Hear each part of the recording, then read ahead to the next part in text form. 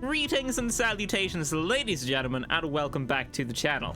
In this video, I am going to be making a very basic beginner's guide to active matter, because when you just kind of get thrown into the game for the first time, there are a lot of different tabs that you kind of just have to figure out on your own. And sometimes, especially if you're not playing a lot like per session, which a lot of people aren't, sometimes it's just pretty difficult to actually understand, you know, what all of these currencies are, what all of these different tabs do, and basically just how everything works. But I will also be talking about some in-raid stuff a little bit as well, like the actual enemies that you will be coming across and stuff like that, so don't worry, I'll be getting into that as well.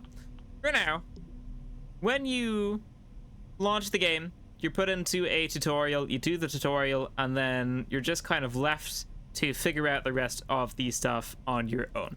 So first things first, if you press escape, on the left hand side are your maps, and on the right hand side are your missions. These maps are going to rotate every 21 minutes, so whatever this timer here is, so raids update in whatever this timer or number is when the map is going to rotate. So right now there's 5 different maps currently available for me to just go ahead and play, but in 21 minutes there might only be 2 maps, and instead of it being all of these ones, it might be Dogorsk and Headquarters. It just depends. It's fairly randomized. These are going to switch up a lot, and this matters because there are different missions in different maps, which brings me to the right hand side of the screen. So left hand side of the screen is just maps, right hand side of the screen is going to be your missions. So you, for the most part, you have to have a mission accepted in order to go into a raid. So you'll see that I have this mission accepted. This mission is collect and extract items, and I have to collect items that will be specified in the raid and successfully extract through the portal. If I try and decline this mission, let's say I don't want to do it for some reason, it tells me I have to have at least 1 contract accepted. So the game should have a mission accepted for you by default, but maybe it's not always going to be the mission that you actually want to do. So I can just go ahead and accept these 2 missions instead, and then cancel this one because I still have 1 active, right? So maybe I didn't want to do that first one, but I do want to do these 2. You can absolutely just decline it. You just have to accept the other one first. I can't decline it right now, but if I accept a different one first and then decline it, I can go into the raid.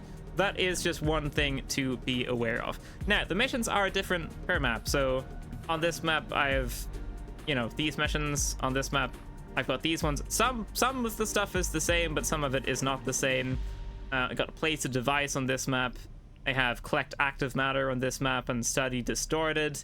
Then on this map, I actually have to study distorted as well. That's with a semi-auto rifle though, and this is with an SMG. So even though the name of the quest is the same, it's requiring me to use a different weapon per map. So usually the quests are different per map, but every now and then you do get the same one.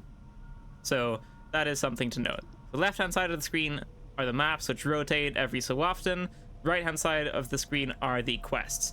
One thing to note about the quests, most of them are fairly straightforward and do offer a pretty good explanation of what you actually need to do. The first thing to note is that whatever it says in the description, let's say it's something to do with an enemy. So this here says, find and eliminate turned soldiers in the raid using a semi-auto rifle. This one says, find and eliminate distorted in the raid using assault rifle.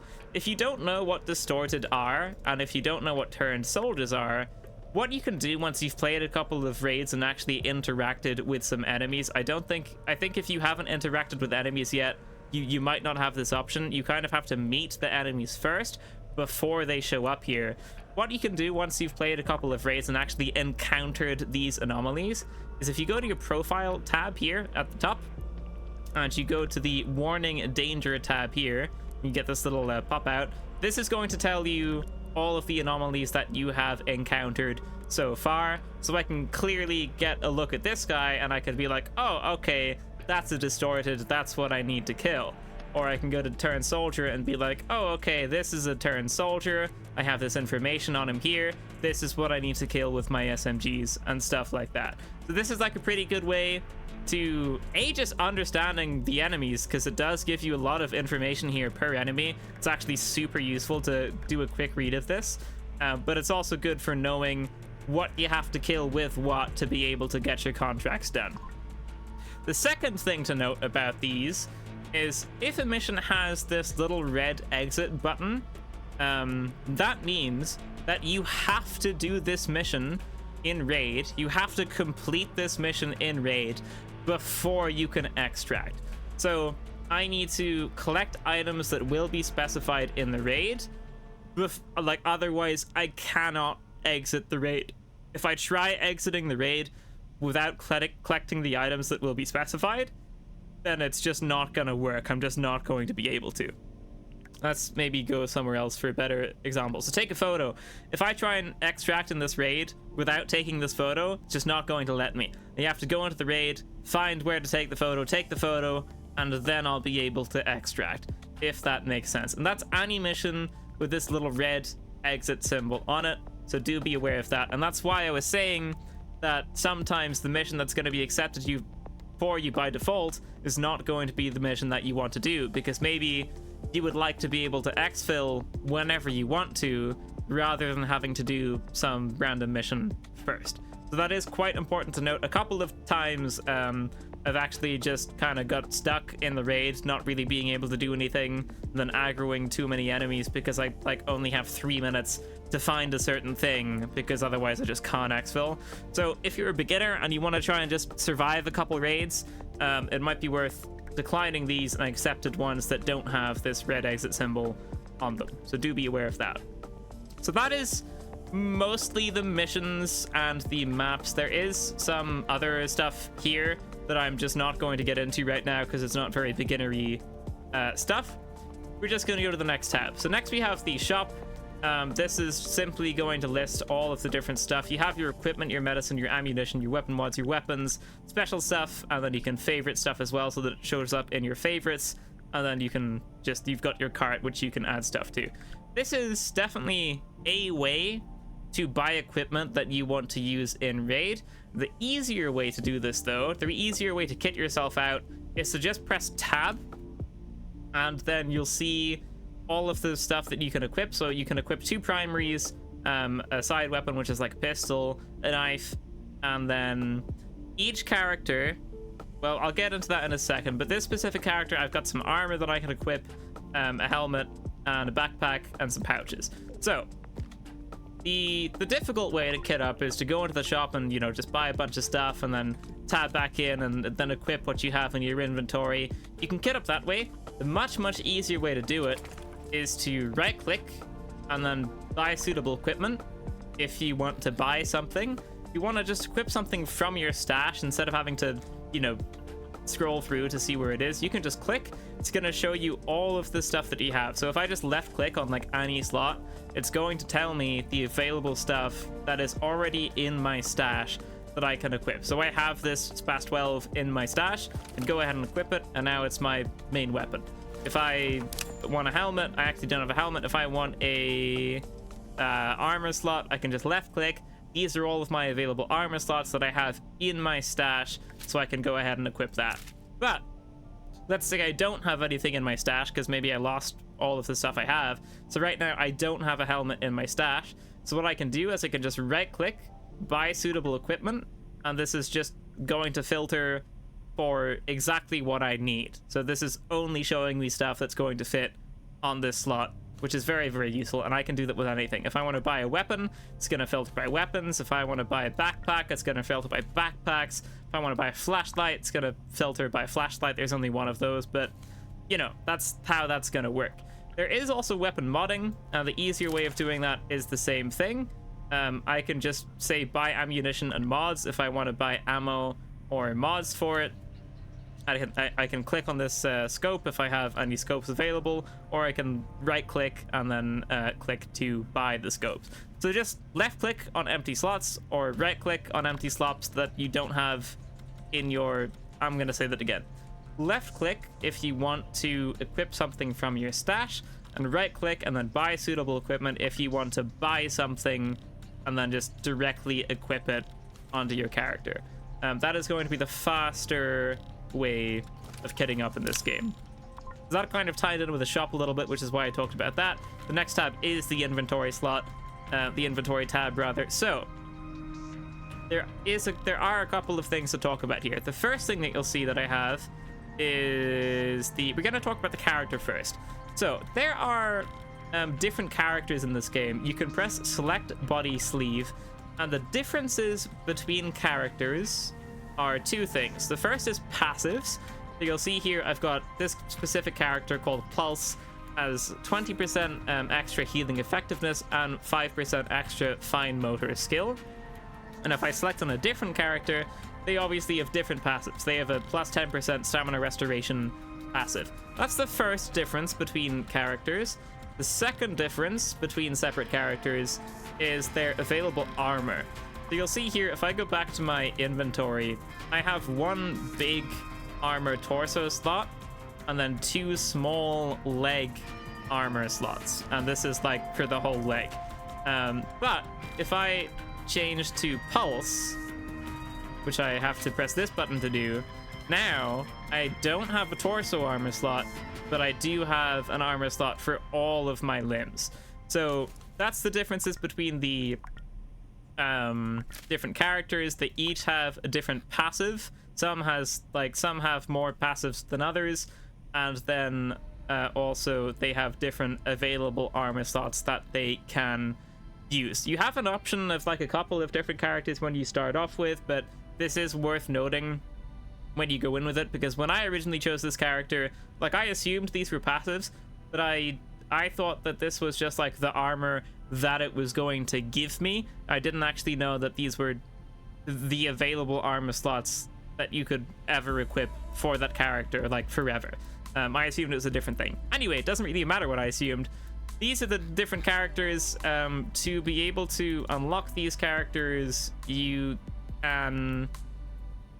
well, some of them are classified, actually, but some of them do say it. Yeah, it's normally self-sacrifice rewards, which is in the Monolith tab. So, the Monolith is how you progress through the game. When you start out, I think the tutorial is actually gonna kind of walk you through how to buy this alpha Monolith tab, and then you're going to have to do the beta one yourself.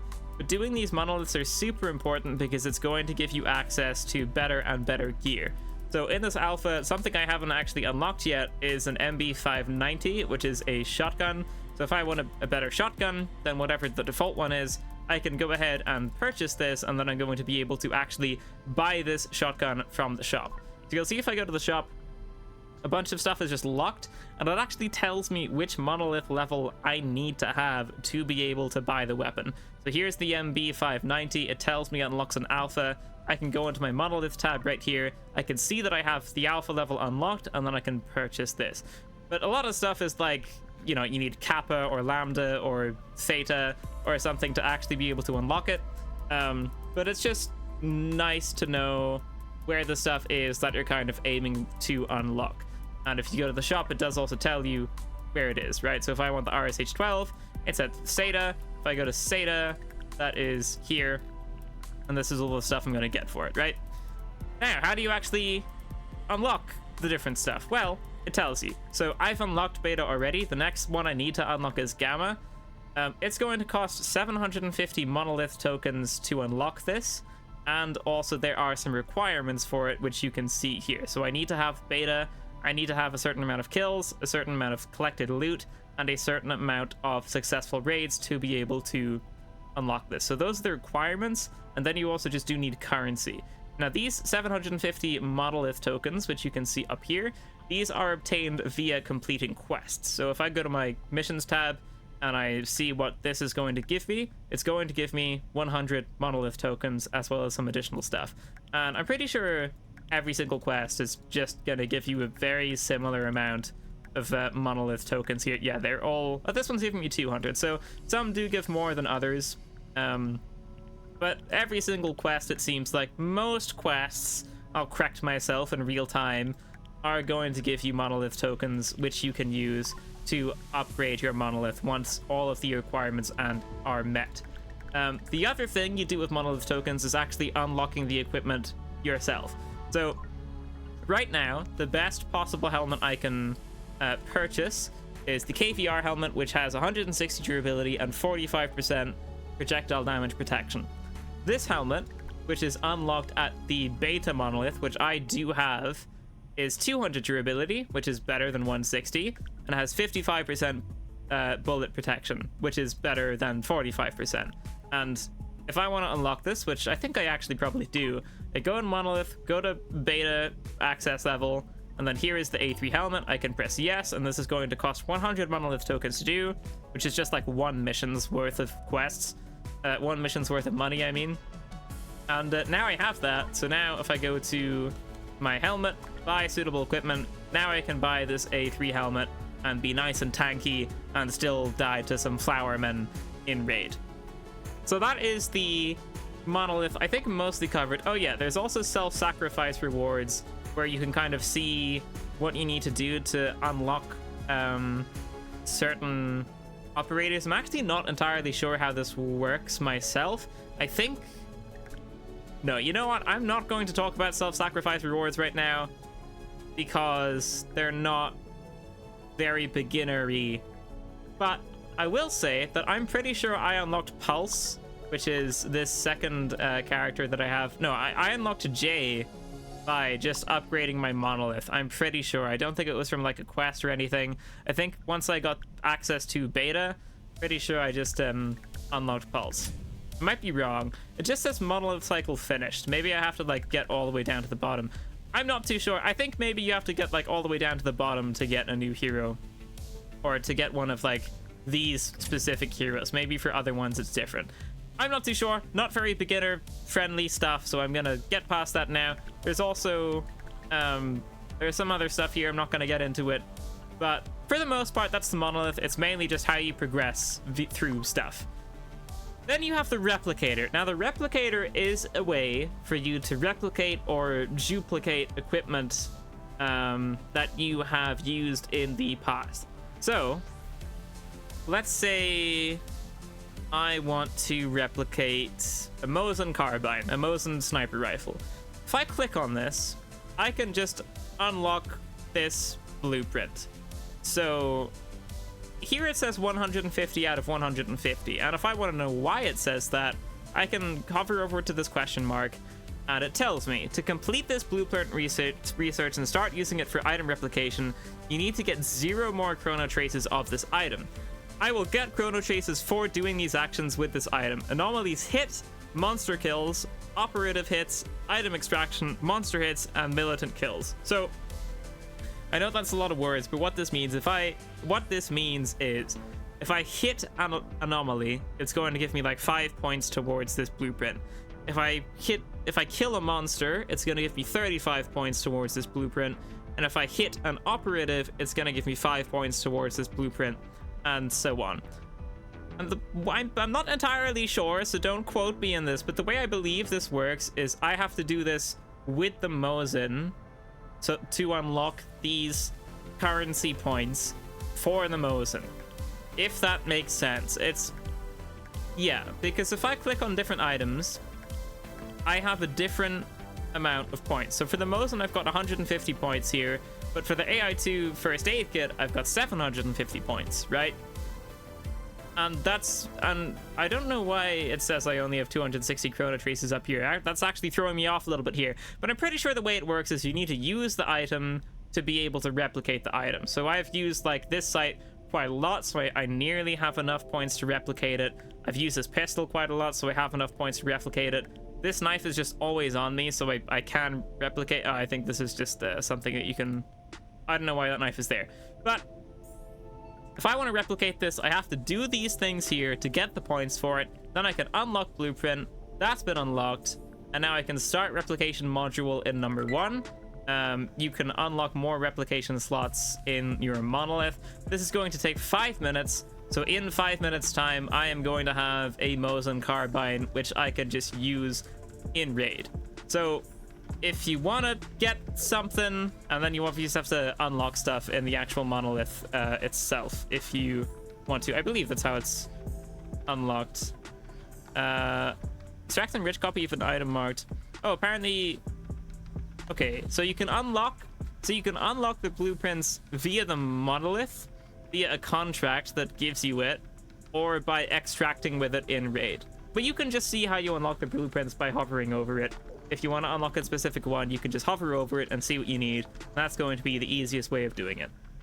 But basically, to just condense everything I just said into like a sentence, you need to use stuff to replicate stuff. Now we're going to move on. Then we have the refiner. So let's say you just went into a raid, it was successful, you killed a bunch of people, you killed a bunch of anomalies, you successfully extracted, and now you have a bunch of stuff in your inventory, in your stash, that you do not know how to sell. Because if you go to the shop, there is no sell tab here, right? So how do you sell stuff? Well, you sell stuff in the refiner.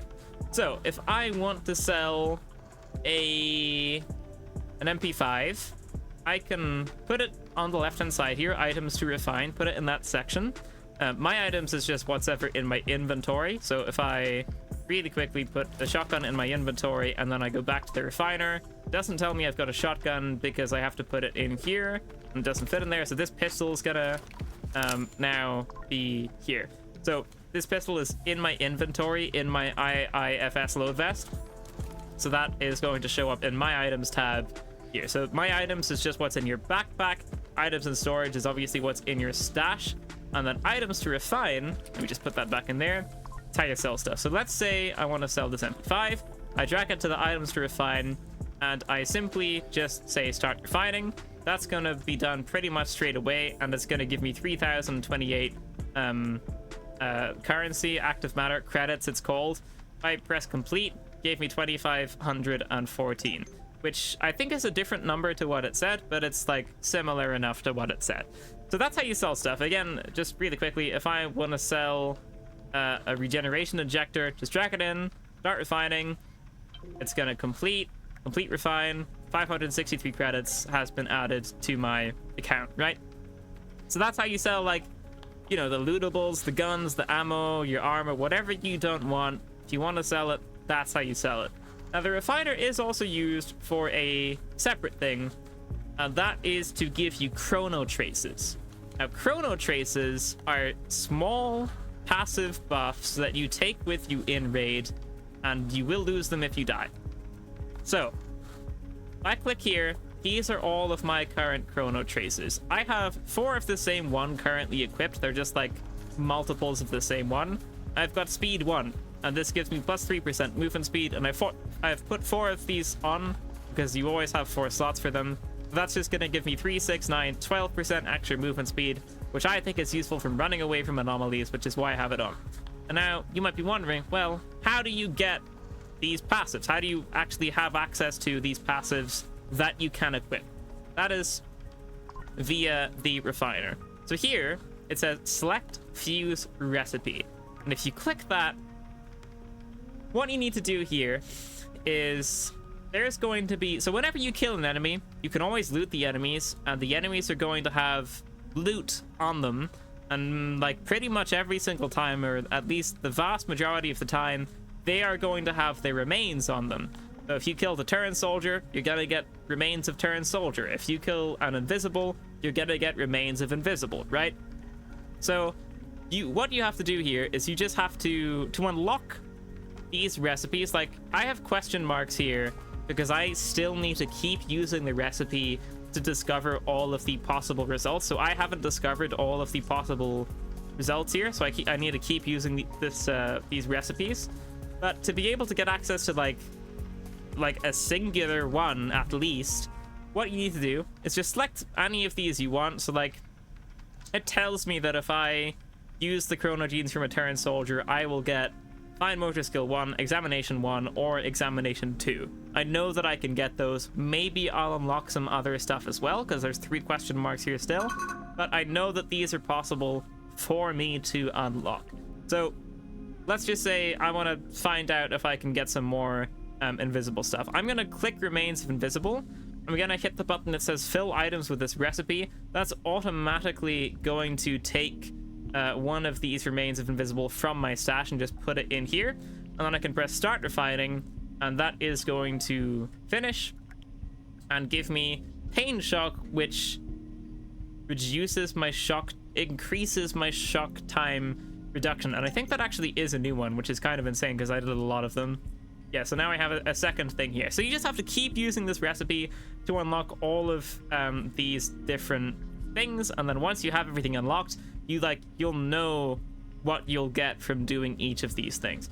So if you kill, so all of these remains, just to say again, are what you get from enemies. Remains of distorted are from distorted anomalies. Remains of flowerman are from flowerman anomalies. And just to remind you, if I go to my career, these were flowerman and these are distorted, right?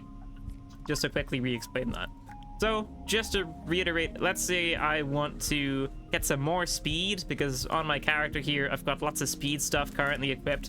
So at some point in the future I'll probably want to get more speed stuff. So I know that I get speed stuff from flowerman, so if I put that in there, press fill with items from this recipe, or just drag it in from your stash, doesn't really matter, and then press start refining, probably gonna get another speed thing. There we go, speed 1. So now I have another speed thing that I can go ahead and equip the next time I die, and I need to put more Chronotraces on. I know that's a lot, and that's why I wanted to make this video mainly, because some of this stuff is like a little bit awkward to figure out on your own, but I hope that makes sense.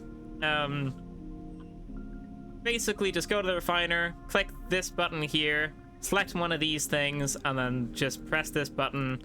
Let me actually equip something that I have. Press this button, and then just start refining, and then collect, and then you're gonna have some type of passive that you will be able to equip. And there's this short and simple version. Profile tab obviously tells you all about the enemies. I highly recommend reading up on these. They're very, very useful. Also good to look at the pictures to actually recognize them. Tells you how to kind of deal with the enemies a little bit. It's actually very, very, very good to read. I would highly recommend doing this. Audio just shows you where all of your the way this works is you got like different cassettes you can collect in raid to listen to when you are in your hub, which is kind of cool. Little side quest thing that you can do. And I think one of the final things I'm going to mention is if you actually go to your controls here, you might not want to do this, but I would recommend doing this because it kind of threw me off a lot when I started playing. You go to your I'll do that again so you can see what I did. If you press escape, top right, and then controls, and then go to the weapon tab, by default, so when you launch the game for the very first time, by default, already equipped, you are going to have an aiming option that is going to be on quick press and right click. So if I try and bind this quickly, I'm gonna try and see what it looks like. It was on quick press, okay, and I was gonna bind it to right click. Yes, so this is what it looked like by default, I'm pretty sure.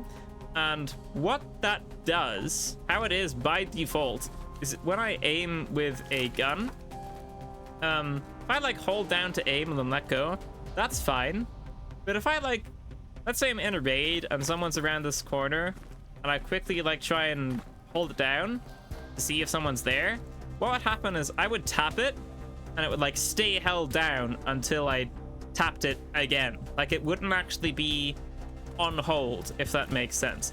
That's just something I had to personally change because it messed up my aiming a couple of times. So what I would recommend is just making sure that in your controls underneath your weapon, you only have one thing here. Because if I only have one thing here, then I know it's just always going to be hold and it's always going to work correctly regardless of how quickly I press it. If that doesn't make sense, that's okay. If you notice your aiming acting a little bit funky at some point, I would just recommend checking this option right here and maybe unbinding just one of these things, because that was just messing me up every so often, and I definitely noticed it, but sometimes maybe it would take a little bit longer to notice under certain circumstances. So if you feel your aiming is weird or off, do check that. The second thing, this is definitely like way more personal, but what I always do in these games is for leaning left and right, which is Q and E, I always put these on toggle so that if someone's around this corner here and I want to like peek but also move, for me it's like really hard to move to my left while holding down Q, because I'm pressing Q with like my third finger, and I would also press A to move left with my third finger, right? So I can't really press both of them at the same time.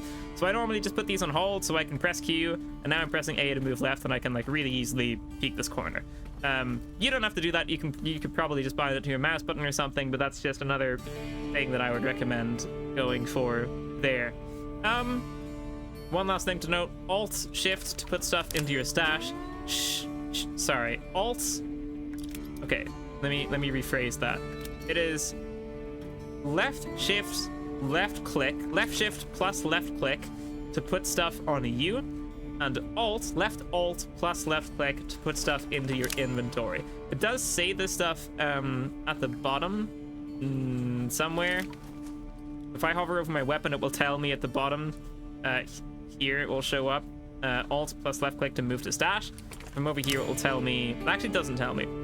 It's just good to know. Left click and left shift together is to put it on you, and then alt and left click is to put it into your stash, and you could use that in raid as well. Just way faster for looting and stuff. At least I think you can use it in raid for certain things. So I think that is pretty much it. And just in case you don't know, your healing stuff goes here. And I don't know why it works like this, but whatever heals you have in these like quick access slots, let's say I got these I2 first aid kits, like if I press 6, it will tell me no treatment is required because 6 is the button to use this, but that will also show up if I just press T.